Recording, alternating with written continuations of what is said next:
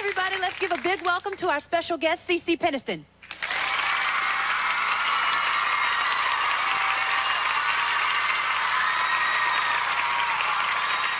All right, Ce Ce, you are always on the go. Tell us some of the places you've been to lately.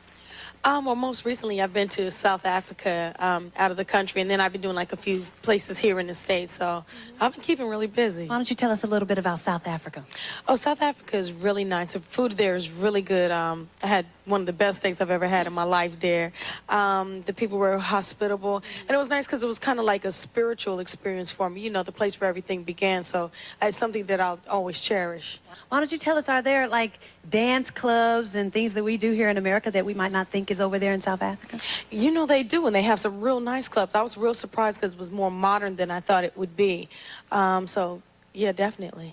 Okay, well, we have some questions out in the audience. I'm going to turn it over to Ryan and Christina. Ryan? All right, well, here we have Erica, and what's your question? I would like to know how you got started. Well, basically what happened was I used to do a lot of singing around my hometown, and then a producer by the name of Felipe Delgado, who was doing some producer for a rapper on A&M, heard my voice. He said, why don't you come in, do the vocals? A&M liked it, and that's really how everything began. All right, Christina? Yes, what's your name and your question? Julie, where do you get the ideas for your songs? Sometimes it's personal situations that go on, or sometimes you can be sitting around with friends and talking to them, and they'll say, oh, well, this happened to me. And you'll think back about it later, and you're like, I can write a song. Sounds like a song. I'll write about it. So that's how it comes up lots of times for me. Okay, Ryan, you have another question? Hey, what's your name? Kimberly Flynn. And what's your question for Ce Ce? What do you like to do in your spare time? Oh, I like to hang out with my friends, go to the movies, play cards, dominoes, go bowling. I just basically like to have a good time. I love to bowl. You know what I'm saying? Yeah.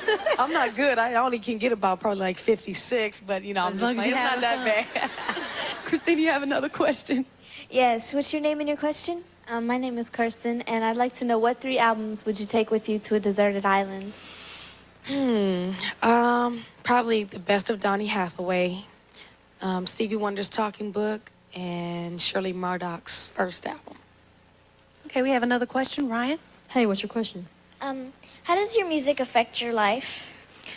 Well, basically it's like my comfort zone. It's the place where it takes me to a different place, a place where I can feel happy, sad, whatever the case may be, I can express my feelings in that way. So music is something very special to me.